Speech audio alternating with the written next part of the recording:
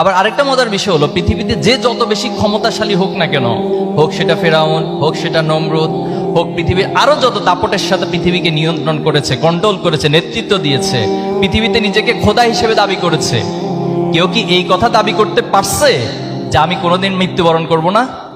করে নাই। তোমাদের মধ্যে থেকে কেউ আছো যে কনফিডেন্ট ভাই আমি মারা যাব না? নাই, এটা পসিবল না।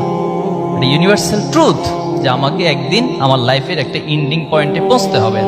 তাহলে আমরা দুইটা স্টেজ পাইলাম। যখন আমার লাইফের এন্ডিং হয়ে যাবে, আমরা কি বিশ্বাস করি যে আমাদের এই দুনিয়ার লাইফে আমি যে ভালো কাজগুলো করছি অথবা যে খারাপ কাজগুলো করছি, এটার জন্য আমাকে পরকালে আল্লাহর কাছে জবাবদিহিতা করতে হবে? এটা কি আমরা বিশ্বাস করি? বিশ্বাস করি। প্রত্যেকটা অ্যাকশনের একটা রিয়াকশন থাকে। তুমি যত ভালো কাজ করবা, এটা দুনিয়াতে যেমন তুমি ফিডব্যাক পাবা, আবার আখেরাতেও পাবা। আবার তুমি খারাপ কাজ করছো, হয়তো তোমার কাছে সাময়িক মনে হবে যে তোমার তো কোনো শাস্তি তুমি পাচ্ছ না, তুমি তো কোনো পানিশমেন্ট ন্যাচারালি পাচ্ছ না, কিন্তু তোমাকে অপেক্ষা করতে হবে। একটা টাইমের পর আল্লাহ তাআলা অবশ্যই তোমাকে একটা পানিশমেন্টের সম্মুখীন করবেন। এজন্য আমাদের এই তিনটে লাইফ নিয়ে মূলত আমার সংক্ষিপ্ত আলোচনা। এই তিনটে লাইফের আমরা এখন মিডল পজিশনে আছে। আগের লাইফটা নিয়ে কারো কোনো কথা নেই, এখানে কোনো হিসাব নিকাশ হবে না, এখানে কোনো জবাব দিতে হবে না। কিন্তু দুনিয়াতে আসার পর যে লাইফটা আমি লিড করছি, এটার উপর বেস করে আমার দুনিয়ার সফলতা এবং আখিরাতের সফলতা নির্ভর করছে। এরপর আল্লাহ তাআলা যার জন্য যখন যে সময় বরাদ্দ রেখেছেন, যে পিতামাতা তার জন্য বরাদ্দ রেখেছেন, সেই পিতামাতার ওরসে তাকে দুনিয়াতে পাঠান।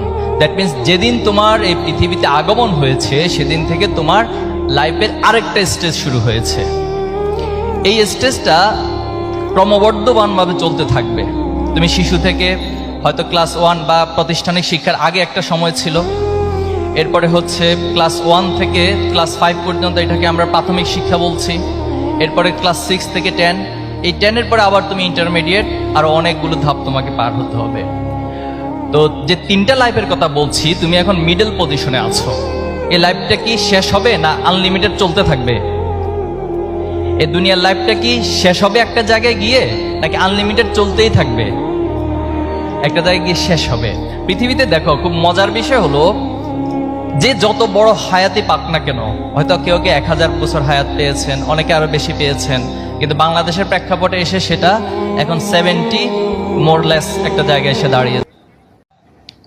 আবার আরেকটা মজার বিষয় হলো, পৃথিবীতে যে যত বেশি ক্ষমতাশালী হোক না কেন, হোক সেটা ফেরাউন, হোক সেটা নমরুদ, হোক পৃথিবীর আরো যত দাপটের সাথে পৃথিবীকে নিয়ন্ত্রণ করেছে, কন্ট্রোল করেছে, নেতৃত্ব দিয়েছে, পৃথিবীতে নিজেকে খোদা হিসেবে দাবি করেছে, কেউ কি এই কথা দাবি করতে পারছে যে আমি কোনোদিন মৃত্যুবরণ করব না?